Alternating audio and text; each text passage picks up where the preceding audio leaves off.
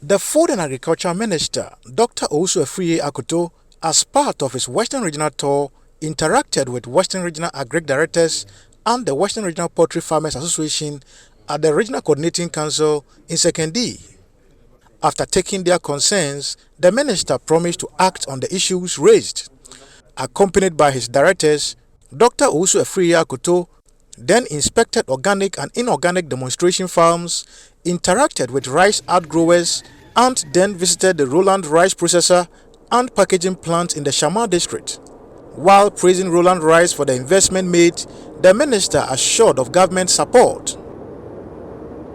Rice farmers in Shama, this interview is taking place in a spanking new rice milling center, which an entrepreneur, a young man, has put together in anticipation of the rise in the production of rice paddy in this region. We've been to the sites, they visited the dams and so on. They've shown us the difficulties that they're having.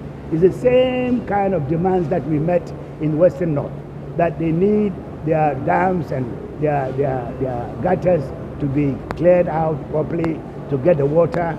They need mechanization, farm machinery, small-scale farm machinery to help them prepare the land for harvesting, for milling, and so on. So we are taking note of all this, and we will incorporate it in the work scheme when we get back to Accra.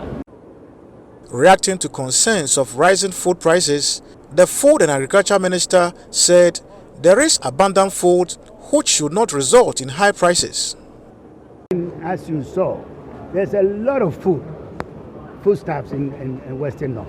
In fact, the regional director was very clear in what he said, that in Bodi you get a bunch of plantain for 3 or 4 cities only, and then when it's transported to Serioso, it costs 12 cities.